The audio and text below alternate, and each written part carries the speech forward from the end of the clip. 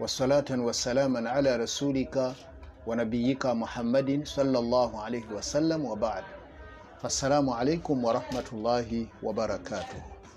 Allah subhanahu wa ta'ala tumwebaza kuba ye mutesitesi ow'okuntikko ateekateeka embeera zonna nga bwe ziteekwa okubeera era n'okukimanya nti Allah subhanahu wa ta'ala ye mutesitesi ku buli mbeera yonna era buli nsonga asobola okugimaliriza.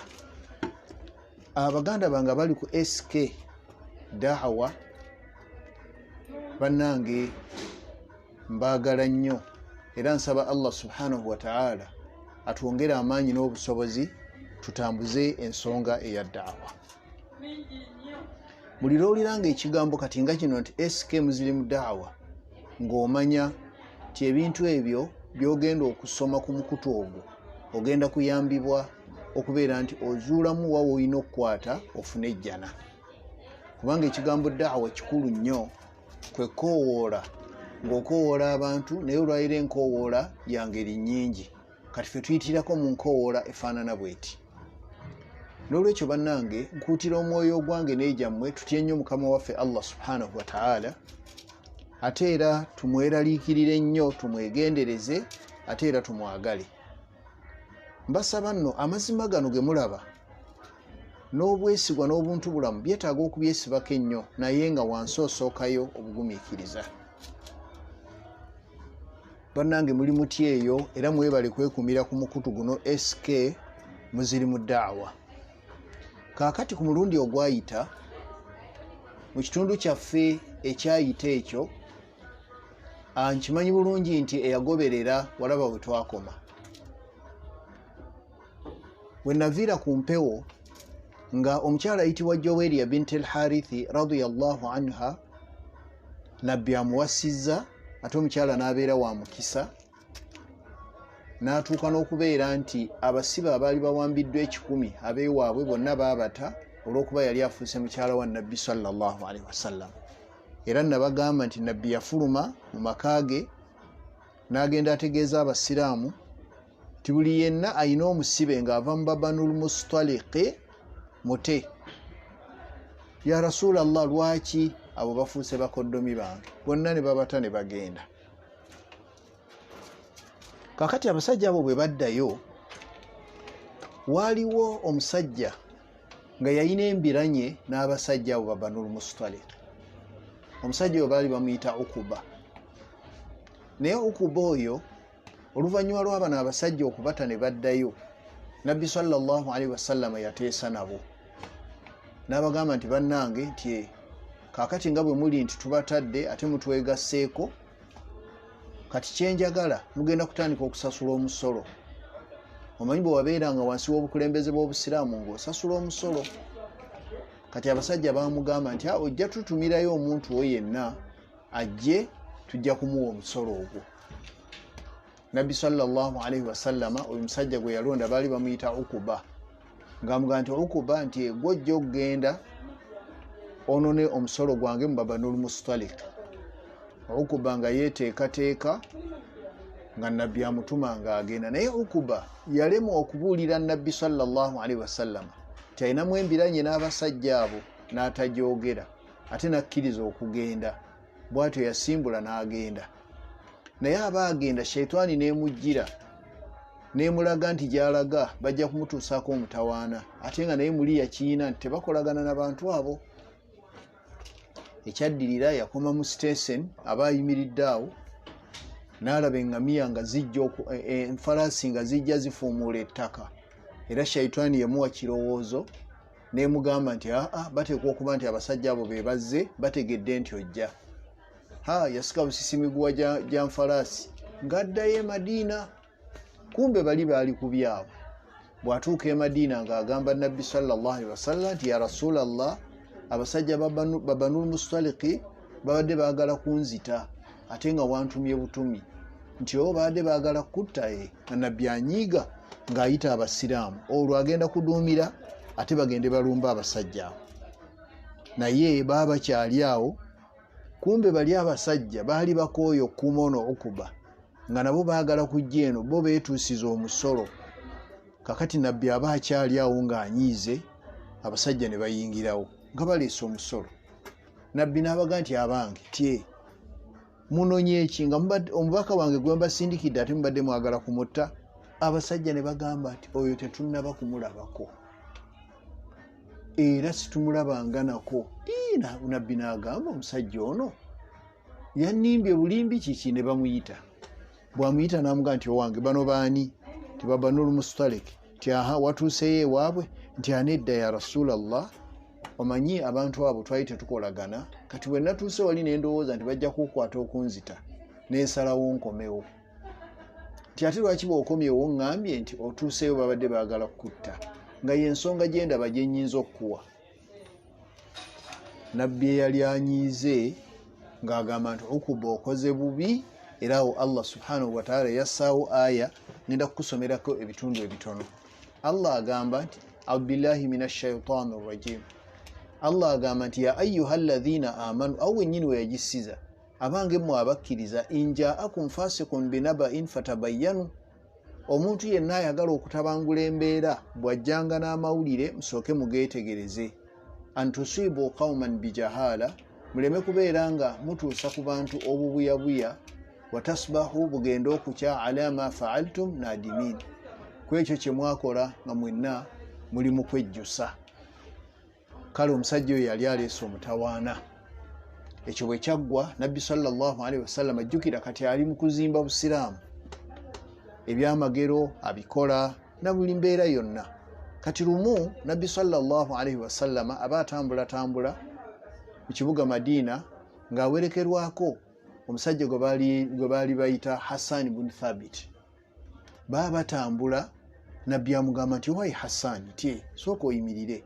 N'ayimirira n'amugamba nti akasolo ako okalaba kali akasibe wali ku nkondo. N'amugamba nti yenkalaba, nti nno empeewo eyo ey'ompeewo naye erina byeŋŋamba, leka mmale okutuukawo empeewo ennyonnyolemu.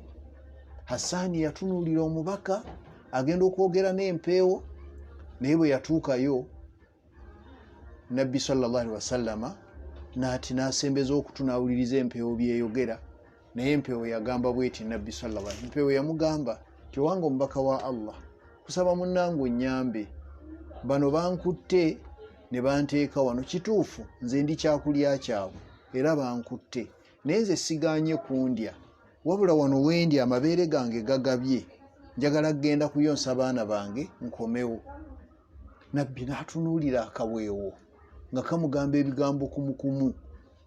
Kyekaava kamugamba nti njagala onneeyimirire, abasajja bano bante ŋŋende, naye bwe naatuuka eri ne mmala okuyonsa abaana bange nze nja kudda nzekka bankole kye bankola, naye abaana bange ngende mmala obbayonsa.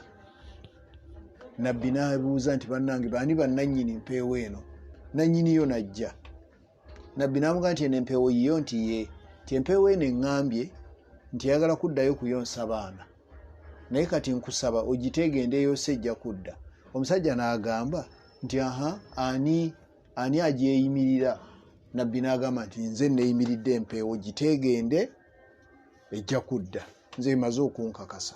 Omusajja n'asumulula akaweewo ne kagenda, ne Nabbi n'agenda ku mirimu gye. Bw'amaliza okukola emirimu gye aba akomawo asanga era akaweewo kali kennyini bakasibye ku mpagi. Kyava ayita bannannyiniko n'agamba nti abange ate kano era mwazzeemu ne mukasiba?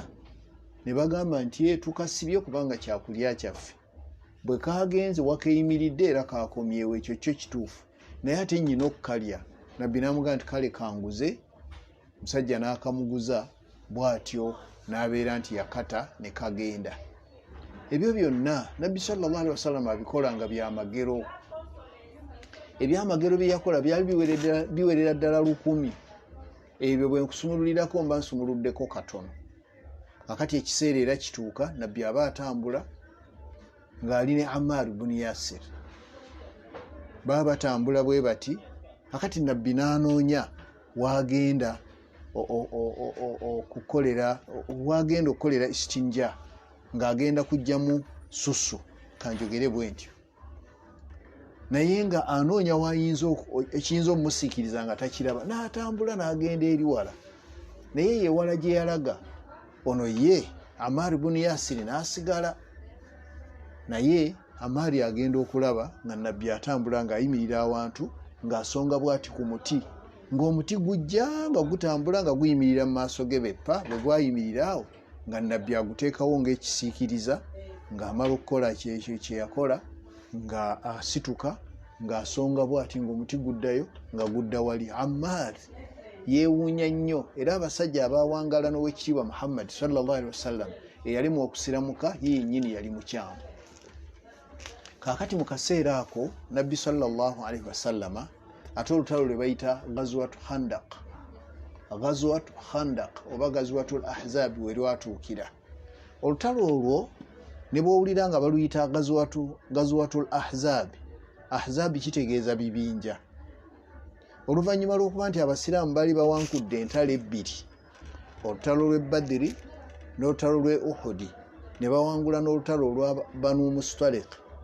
Abasajja Abakuraishi baanyiiga ne bagenda erudda lw'e Shaami eyo ne bafunayo Abayahudi babaleete beegatte nabo babeere nga bajja okulwanyisa obusiraamu. Era omuwendo gwonna baakuŋŋaanya emitwalo 2 egy'abantu. Nabbi sallallahu alaihi wasallam ku olwo yasobola kufunayo 1,000 gwokka. Kaakati bw'amala okutegeera nti abasajja abo baagala kubalumba, nabbi yayita abasiraamu n'abagamba nti kati kye tugenda okukola, tugenda kusisinkana awantu, abasajja bano tubaleke. Nabbi nga ye agamba nti babaleke bajje mu Madiina babakubire eno, naye abasiraamu nga baga nti aha tugende. Nabbi n'agamba mwagala kugenda? Nti naye nze mbadde nsiimye bajje tubakubire eno. Ne bagamba nedda ffe tusiimye kugenda. Nabbi n'ayingira mu kisenge kya mukyala we Salama ye yali nannyini kisanja, n'ateekako combat, kyentegeeza kwe kwambala ng'agenda mu lutalo, n'avaayo. Abasiraamu balaba nabbi azaanyiize ne bamugamba nti ya Rasulallah, kale tubireke tetugenda. N'agamba nti nze ffe bannabbi kasita mmala okwambala sikkirizibwa kuggyako byambalo okutuusa ng'olutalo luwedde. Ng'aga nabagambye okusooka ne musiima ekyo kati tugende n'ekyo. Basi nga basimbula nga boolekera mu maaso bagenda. Omusajja gwe bayita Salman Farisi radiyallahu anhu, omusajja oyo teyali wa mu Makka, manya wa mu Madiina, wabula ya musajja ng'ava mu Persian Empire eyo mu Iran, Iraq eyo wali Persian Empire. Kaakati mu empire eyo mwe muli abasajja abayitibwa Bamajusi. Bamajusi abo be basinza omuliro, era kye bava basinza omuliro lwakubanga omuliro ogwo tebaagala guzikire. Bakuteekawo awo n'obeera ng'okuma omuliro, naddala abaana abato bakuma omuliro, omuliro ne gumala guzikira, olwo kye basinza kiba kivuddewo. Kati omusajja oyo Salman Farisi yali eyo mu Persian Empire, oba ngambe kya mukisa mulungi oba mukisa mubi, taata we n'afa. Taata we bw'afa, naye yali ye omuvubuka nga taata we yali yamuyigiriza okukuma omuliro, era ye yakumanga omuliro ewaabwe, Katonda waabwe tageza n'abulawo. Naye kati taata wajja n'afa. Taata bwe yafa, omwana ono n'alaba Salman Farisi n'aga nti nyina okutambulako. Naye bwe yatambula n'agwa ew'omusosodooti. Omusosodooti oyo n'amala naye akaseera ng'amusomesa. Naye omusosodooti bwe yali agenda okufa n'amugamba nti akankulagirireyo omulala gy'oba olaga osome, ebyo batera bo bikola. Era oli bwe yafa yaddira mulala ng'agenda ku mulala. Oyo omulala gwe yaddako nga naye era kye kimu. Yatuuka okufa ng'amugamba nti kankulagirireyo omulala, kyokka owookusatu gwe yafuna yamugamba bw'ati. Yamugamba nti kati wano sirabawo ayinza kukusomeza bintu binaakutuusa mu buluŋŋamu, wabula nga bw'okyaliwo genda ng'olondoola nnyo omusajja ali kusomesa ebintu ebinaakutwala mu kwesiima. Ekiseera kino tannaba kujja, naye w'anajjira ajja kuwangaalira awali amayinja amaddugavu n'entende. Ekitundu ekyo Salman Farisi n'ajja ng'akinoonya, yagenda okukakkana ng'akiguddeko nga ye Madiina. Mu kiseera ekyo baali bayitayo Yathrib. Bw'atuuka e Yathrib ng'atandika kupakasa. Naye omusajja oli yamugamba ti Salman Farisi nkusibirira entaano omusajja oyo kwona omutegeerera ebintu bisatu. Ekisooka agenda kubanga talya saddaaka. Ekyokubiri agenda kubeera nga ekirabo kye bayita ekirabo kyalya. N'ekyokusatu ajja kuba alina siiru wano mu mugongo. Omusajja n'akuuma ebintu ebyo n'abeera Madiina ng'alinda liba teriri busa ne zireeta Nabbi sallallahu alaihi wasallam. Kati yo Salman Farisi njagala wali teweerabira gwe njagala okutegeeza kiki kye yategeeza Nabbi nga bagenda mu lutalo oluyitibwa Gazwatu Khandaqa oba Gazwatul Ahzab. Salman Farisi bwe yatuuka e Madiina n'akola mu nnimiro era ez'ab'omu Madiina, naye agenda okuwulira kino kiri mu maaso tujja kukisoma naye njagadde nkikuleetere. Agenda okuwulira nga waliwo omusajja ajja nga bagamba ava Makka ate Nabbi, naye yasaba mukama we Madiina kuba Nabbi we yali Kuba kilomita 3 okuva e Madiina. Kati yasaba mukama we n'amugamba nti nkusaba nteemu katono ngenda kudda akawungeezi kumba ajja kulaba Nabbi ng'akwata entende ng'aziteeka mu kintu ng'atambula nazo ng'agenda e Kuba. Agenda okutuuka awo ng'abuuza bannange aliwo omusajja omugenyi ono azze nga bamumulaga. Nabbi ayambadde enkutu ataddeko n'essuuka. Kati bwe yamulaba Salman Farisi n'agamba sisobola kusuulira wano bubonero kubanga amayinja amaddugavu nagazudde geetoolodde ekitundu ekiyitibwa Yathrib ate n'emitende mingi wandiba wano. Era bwe yatuuka e Kuba ye yagenda bugenzi awali Nabbi Muhammad sallallahu alaihi wasallam ng'amuyimirirako bw'ati ng'alyoka akwata entende ng'amuyozaayoza ng'azimuwa. Nabbi ng'amugamba nti kiki kino? nga Salman Farisi amugamba nti saddaaka. Nabbi ng'akwata zaali ntende yaziwa balala ye teyalya. Salman Farisi n'agamba nti ekyo nno kitegedde n'atambula n'addayo wa mukama we. Enkeera yabukeereza nkokola era nga zze n'entende.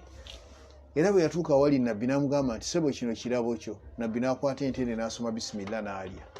Salman Farisi n'agamba omusajja alabika yoono, n'asigaza kimu ekyokukebera siiru. Kati enkeera bwe yadda atuuka bw'ati mu maaso ga Nabbi Muhammad sallallahu alaihi wasallam n'amwetegereza. Oluvannyuma yakyuka ajja alaba essiiru eyali wano mu mugongo. Naye buli lwe yagendanga ng'ate Nabbi abisseewo n'atunula enkaliriza bw'ati naye nga tasobola kugiraba okutuusa Allah lwe yategeeza Nabbi we Muhammad sallallahu alaihi wasallam n'amugamba nti owange musajja oyo muyambe ayagala kulaba ekyo ekikuli mu mugongo. Nabbi n'akwata olugoye n'alubikkula bw'ati ng'agenderedde. Omusajja bwe yalaba nga Nabbi abikkuddewo n'ayanguwa n'agenda mu mugongo n'amutunuulira nkaliriza bw'ati. Olwagira yagamba bugambi nti owange absut yadak, yanjuluza omukono gwo, n'alyoka atoola shahada ey'amazima. Abasajja abaatukulembera baatoolanga shahada nga bamaze nakukola research. Kati omusajja yanoonyereza n'alyoka asiramuka. Kakati wuuyo gwe ngenda okukutegeeza. Salman Farisi bagenze mu Gazwatul Ahzab.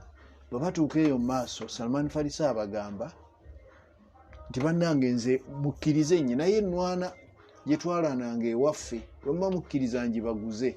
Nga Nabbi amugamba nti jangu wano, nnwana ki eyo? Ng'agamba ffe ewaffe kye tukola tusima oluwonko. Kyova olaba olwo olutalo baluyita Gazwatu Khandaqa. Khandaqa kye kino Abaswahili olwayo kye bagamba andaaki. N'abalwanyi beene ewaffe batera okukola andaaki. Osima ekijja n'obeera nga bwekwese n'oteekayo ebintuntu, oli ayinza okulowooza nti awo waliwo omuti nga so gwe oliwo. Kakati Nabbi ng'agula ekiteeso ekyo.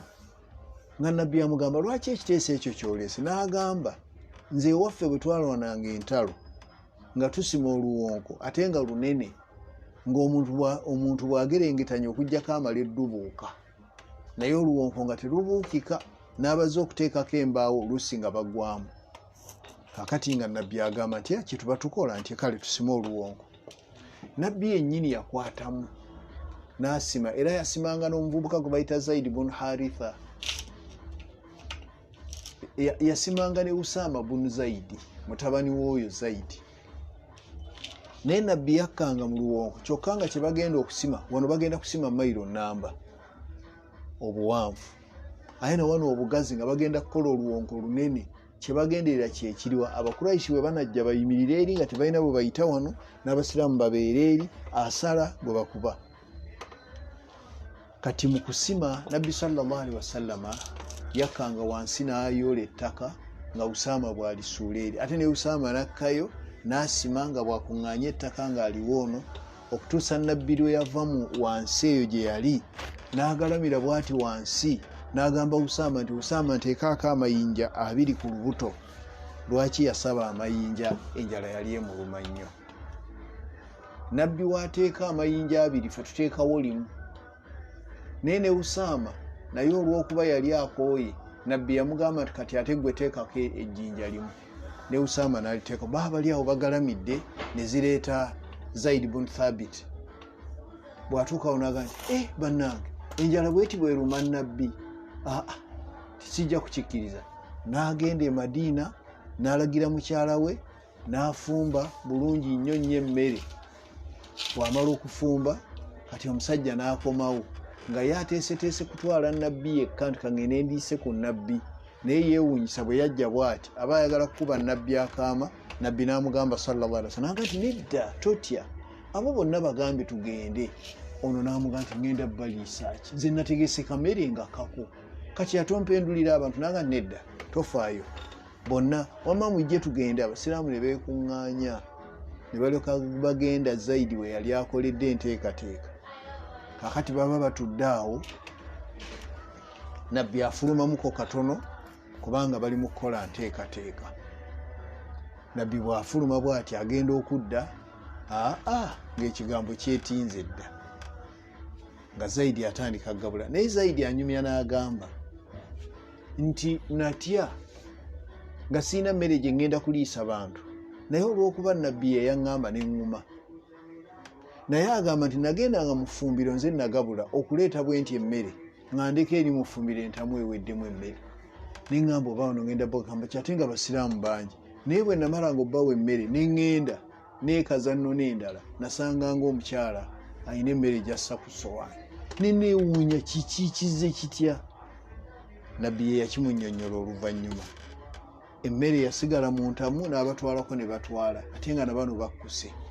Nabbi n'alyoka abaga nti bannange emmere ey'omu esobola okumala 2, singa muba muleese enniya nga yakulya so si kunonooza birala.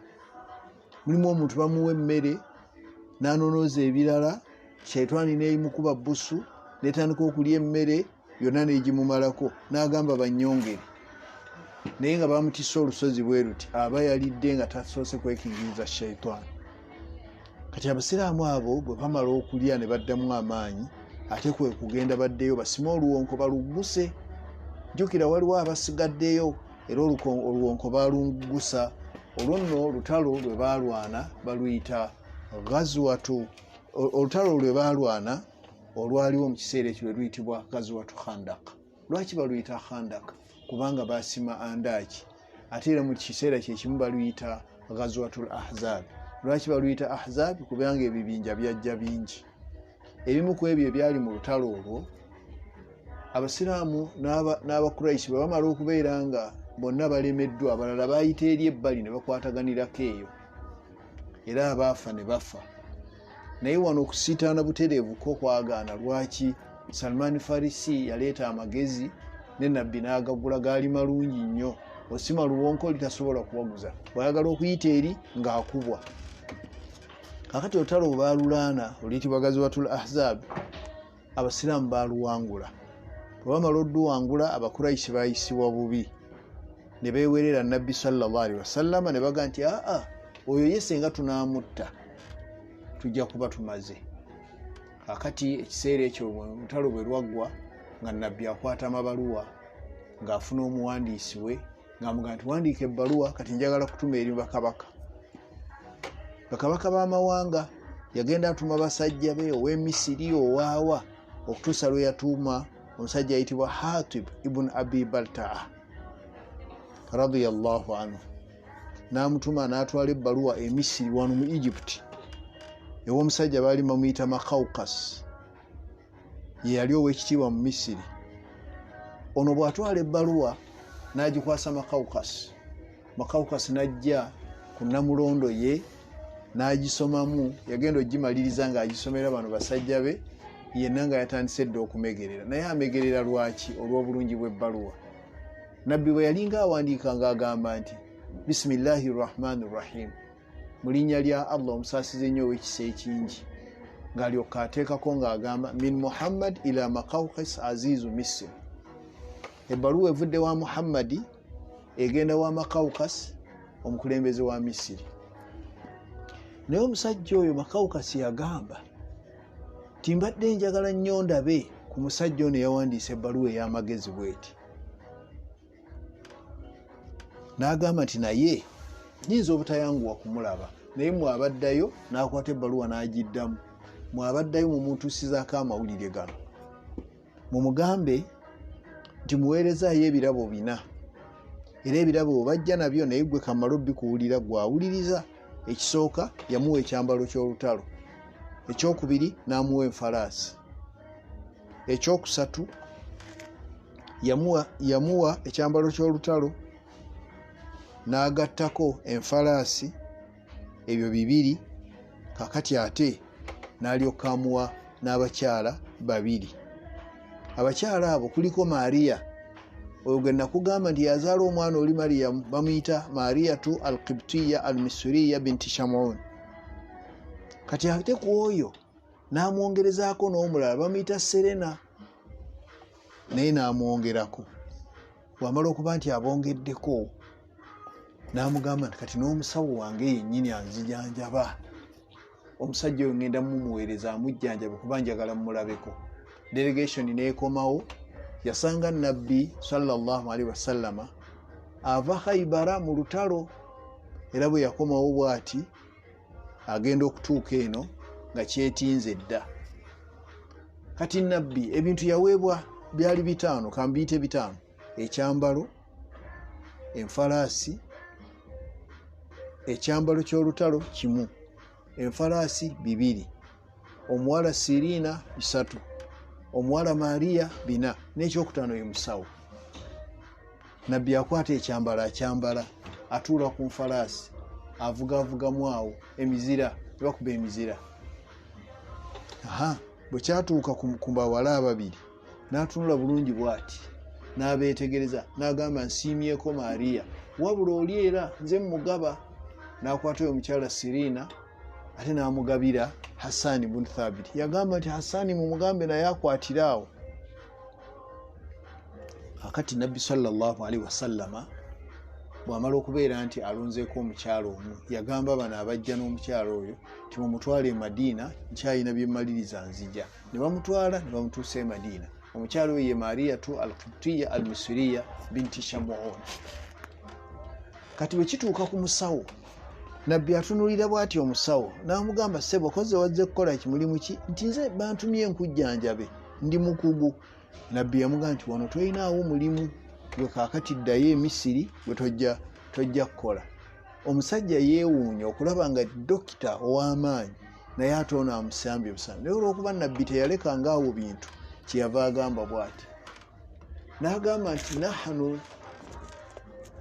qawmun, fe abasiraamu tuli gavumenti, la naakulu hatta najua, tetulya mmere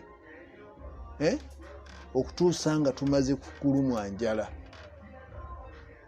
Agamba nti wa idha akalna, ate bwe tulaba nga enjala etuluma bwe tulya, fala naakulu hatta nashba, tetulya mmere paka lwe tunakkuta.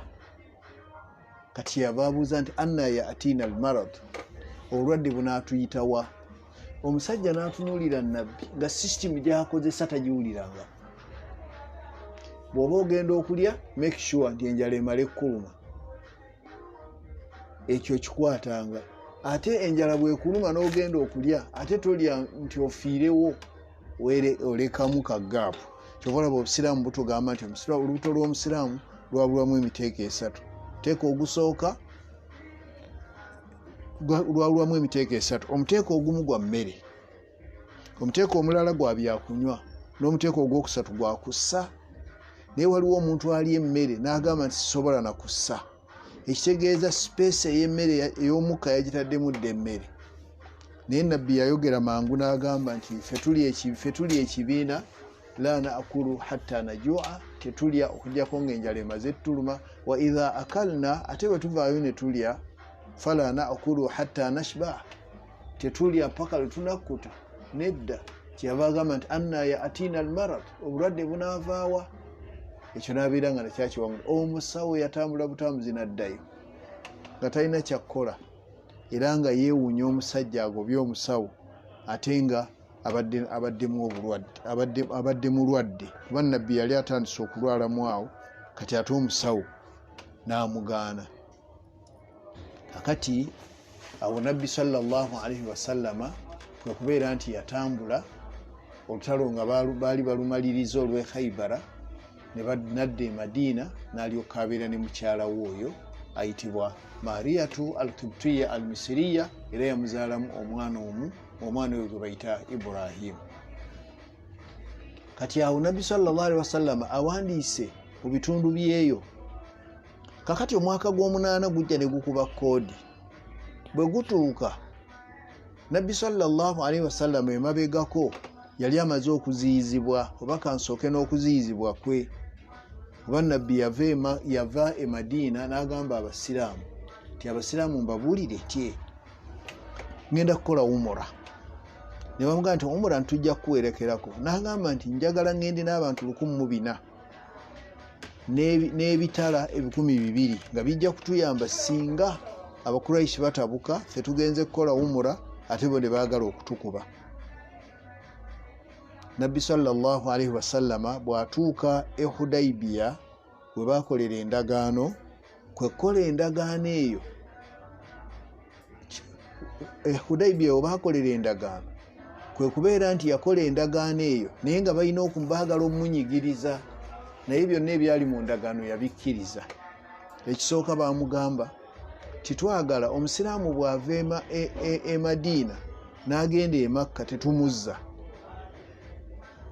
ate owaffe bw'ajja e Madiina omuzza. Nabbi n'agamba nti nkikkiriza. Ne bamugamba n'ekirala twagala tuyimiriza olutalo okumala emyaka 10, nakyo n'akikkiriza. Ne balyoka baleeta ekyokuna. Ne bamugamba nti omuntu yenna anaasala eddiiro n'adda eno ne tukola naye omukago, n'anaasala n'adda eno, kati abo abakoze omugago oba olwanira eno, ffe situlina mutawaana. Bwe bimala okuggwa ebyo, nabbi sallallahu alaihi wasallama yattunka nnyo n'abasajja be okubannyonnyola kiki ekibadde kikola amakulu awo. Baagenda okumaliriza ng'abagondezaamu era ne bakitegeera. Omwaka omusanvu ne gubeera nga omwaka ogw'omukaaga ne gubeera nga guwedde. Kati nabbi muli mu ndagaano mwalimu ekigamba nti umura addeyo ajja gikola mwaka gujja. Ekiseera bwe kyatuuka, nabbi ng'addayo, naye yakomawo omwaka ogw'omusanvu agenda akole umura. Bwe bajja Abakuraishi baabaviira okusinziira ku ndagaano, nabbi n'agenda ne yeetooloola Kaaba, n'akola sa'i baina Safa wal Marwa, n'agenda n'aggyako enviiri. Nabbi n'abeera ng'omukolo agumaze. Ogwo omukolo gwali gwa umura. N'abeera nti umura ye yasooka eyo n'agikola mirembe, kubanga Abakuraishi bo baali bakkiriza nti bw'anaabazze n'abantu be bo bajja kudda ku lusozi, ono akole umura ye yannaku ntono, baamuwa ennaku 3, bw'amala addeyo. Ye nabbi nno bwe yagenda n'amala okukola umura ate n'atunulira omukyala oyo, nabbi n'amwegomba. Omukyala baali bamuyita batya? Maimuna binti al-Harith. Era nabbi yagenda okuva eyo ng'omukyala amuwasizza. Ogwo omwaka tuli ku gwa 7, era ne baddayo e Madiina ne babeera nga umura yakolebwa. Kati mu mwaka ogw'omunaana oba ogw'omusanvu nga gugenda okuggwako oba ogw'omunaana nga gutandika, nabbi yatandika okuwulira muli ng'ayagala kudda Makka. N'akuŋŋaanya abalwanyi be n'abaga nti abange ku luno yawezaawo omutwalo mulamba. N'agamba nti ku luno nyina okugenda e Makka nkole hijja. Nabo bano ne bamugamba nti kyekyo abasajja batuyiikiriza. Nga nabbi ateekateeka, naye aba akyateekateeka n'agamba abasiraamu nti bannange mmaze okusaba Allah talaga omuntu yenna ku lukwe lwaffe luno wadde okumuwuliza. Basi bwe yamala okukyogera, kati waliwo omusajja baali bamuyita Hatib ibn Abi Baltaa radiyallahu anhu. Yali musajja nga yava eyo wala, teyali wa mu Buwalabu, naye nga ewuwe yalekayo omukyala n'abaana, nga ye alabira ddala teri basobola kuyamba bantu abo singa abasiraamu bagenda mu lutalo olutibwa Gazwatu Fathi Makka, olutalo olw'okununula Makka. Akati olutalo olwo Nabbi sallallahu alaihi wasallama bw'amala okuba nti bw'atyo bw'asazeewo, oyo omuvubuka Hatibu yalabanga abantu be bayinza okubeera nga teri ajja bataasa kubaddusa mu Makka, n'asalawo ng'omuntu n'agamba nti kati kyenyina okukola nze nja obbalabula, naye ngenda kuwandiika akabaluwa teeko gwe nkawa akabatwalira. N'awandiika akabaluwa naye nga kalimu ebintu ebi bibiri byokka. Ekisooka, bannange tujja mwetegule muveewo. Abange tye omusajja ku luno anyiikidde ajja kukola ajja abeere nga atuuka e Makka, ayagala kununula Makka. Bwe gaagwa mu matu g'Abakuraishi, Abakuraishi ne beeteekateeka. Naye omusajja ono bw'amala okuba nti awandiisa akabaluwa, yakawa omukyala yali muwanvu nnyo bw'ati, n'amugamba nti akabaluwa kano kampeera abeewange, ndowooza obamanyi nti ye. Naye kakweke gurupu yange eno teyagala kumanyira ddala ku ekyo. Omukazi ng'akwata akabaluwa ng'akasonseka mu bituttwa bwe bw'ati ng'akatereka. Kakati Allah atuma Jibuliiru ajja annyonnyola Nabbi nti waliwo atwala amawulire mufa. Jibuliiru bwe yajja ng'atuuka awali Nabbi ng'amugamba nti Hatibu akoze bw'ati ne bw'ati ne bw'ati, mwanguwe mangu omukyala mugende mumusange. Nabbi n'akwata abasiraamu be basatu, kwaliko Ali ibn Abi Talib ne Zaid ibn Haritha n'omulala eyaliko, ng'abagamba nti abange mugende ku luzzi bwe luti, naye bwe musangawo omukyala mubagamba abawa akabaluwa, bw'agaana kasitaagaana kale waakire mumukwate mu muzzi. Ali ne banne nga bagenda, omukazi bamusanga ayimiridde bw'ati kumpi n'oluzzi ng'anaatera na kusimbula kubanga amazzi yali amaze okunywa. Naye kati bano bwe babatuma ne bamusanga nga Allah amuyimirizaawo, kuba yayimirira naga nti kangira ntuulako wano. Naye bano bwe bamusanga Aliyo n'amugamba bw'ati, n'amugamba mukazi gwe nti oddawa nti ŋŋenda Makka nzirayo waffe. Kati nno ky'oba okola, akabaluwa ke baakuwadde nti olina okukatwala ewa gundi ne gundi, akabaluwa ako katuwe. Omukazi n'agamba nti siina kabaluwa, tebannampa kabaluwa. Ali n'amugamba nti tebannakuwa kabaluwa? Nti naye nno munnange nze ndaba akabaluwa wandikatuwadde, naye bw'otakatuwa ŋŋenda kukwambula, nkuggyemu engoye ogende bwereere. Omukazi bwe yawulira ekyokumwambulamu engoye n'aga nti era ye kye yakola ng'asala endalinga kabaluwa. Naye baamulaba yasunula busunzi kitambaala bw'ati n'akajja mu nviiri wano n'akakwasa Ali, ne bamugamba ebyaffe biwedde. Kyala n'agenda e Makka, ne bano ne badda e Madiina. Bwe baatuuka e Madiina, Nabbi n'abagamba Ali, ma waraakum, kiki kye muzze nakyo? Nga Ali amugamba nti akabaluwa kaakano, ate nga Ali alina okukasoma akasomere Nabbi, kuba Nabbi yali Allah yamuziyiza okusoma. Naye Ali yakwata akabaluwa n'agamba nti min Hatib, ebbaluwa eva wa Hatib, ng'alabula abantu be badduke. Nabbi n'amugamba ya Hatib, kiki kino ky'okoze? Nawanise emikono n'ensaba Allah tewaba n'omu Bakuraishi awulira ku lukwe wadde okulutunulako. Kati ate gwe wakoze ebyo? Hatibu n'agamba nti ya Rasulallah, nkwetondera naye kansooke nkunnyonnyole. Nagenza okutunula nga tugenda kusitula tulumba Abakuraishi, ate abantu bange bali eyo, ate jjukira bo si Bakuraishi, bajja buzi. Kati natiddemu nti kale ndabule bokka bo baveewo. Nabbi n'amugamba Hatibu, ky'okoze ekyo si kirungi.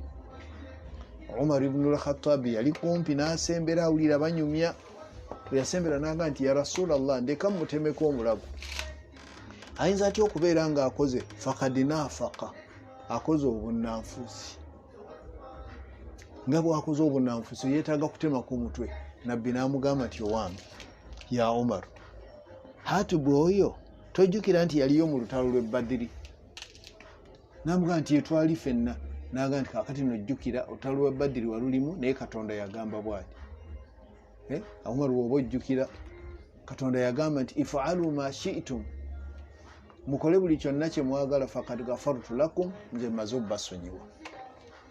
N'amugamba nti oba oliawo Hatibu ng'ali omu ku abo abaasonyiibwa. Kakati amangu ago Nabbi sallallahu alaihi wasallam ng'agamba Umaru nti kakkana Hatibu tumuleke kuba y'omu ku abo abaagenda ne balwana olutalo olwali luyitibwa Ghazwat. Bwe bamu abagenda ne balwana olutalo luyitibwa Ghazwat Badr.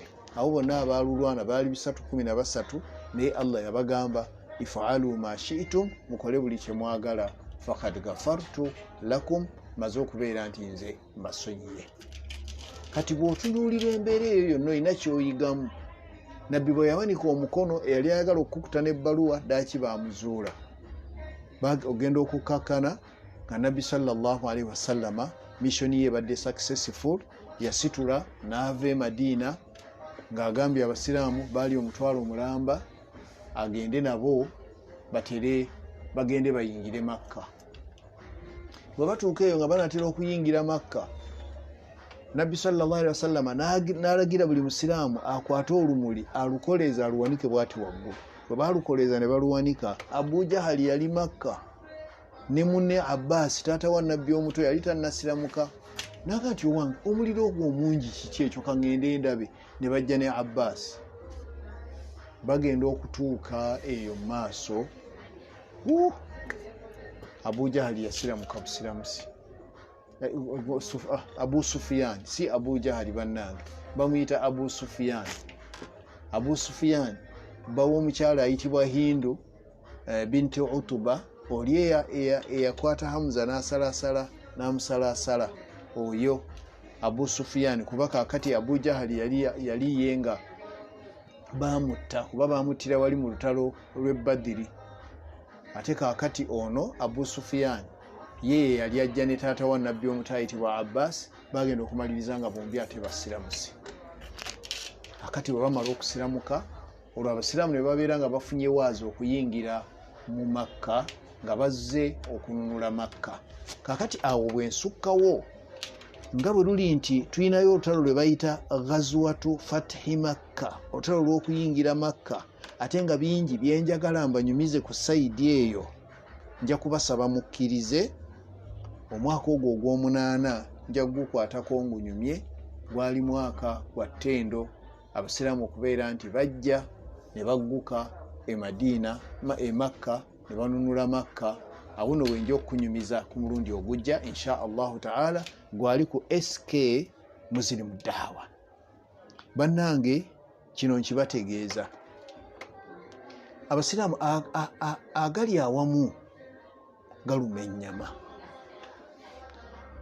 Buli lwe tunaabeera obumu, ate naddala ffe abasiraamu tweteekemu embeera ey'okuyamba abantu abatandiseewo ebintu ebituyamba.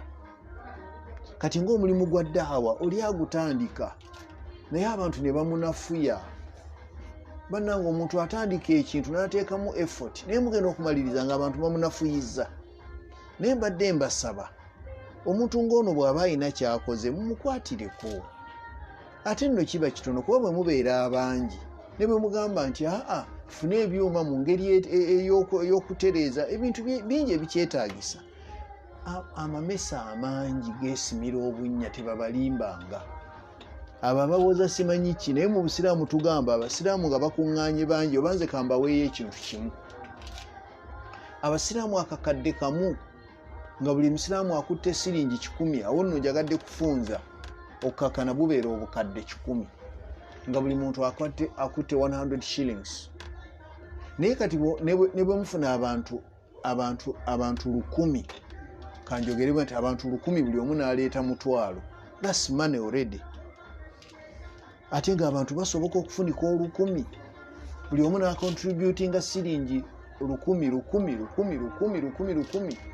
asore siringi mutwalo kakati gwe negenda naawe okibalemu omutwalo gumu times 10 lulyo 10 luliko 0.3 omutwalo guliko 0.4 bwe bukadde 10 buba bufunise busobola okukola ekintu olwekyo mbakubira omulanga ebintu bwe bitandikanga musaddaake mugabe ebintu bisobola okubeera nga bitambula bulungi mbaagaliza akati bannange nga nammwe bwe mumanyi studios oluusi ziwambibwa ne wabeerawo amaloboozi agayitamu naye bw'oba nga ogawulidde era yongera kumanya tukyalina obukalubo awawe weetaaga okuyamba kuba bw'olina n'omuntu ng'ate ye ayagala kukola kiri obusiraamu bwo butugamba oli bw'abeera n'ekifo kye tojja ate kumuyingirira mugamba nti ngenda kukola byange okola naye n'akola byo bye muwulidde bwe muba mubiwulidde munaatusonyiwa وصلى اللهم على سيدنا محمد وعلى آله وصحبه وسلم سبحانك اللهم وبحمدك أشهد أن لا إله إلا أنت أستغفرك وأتوب إليك والسلام عليكم ورحمة الله وبركاته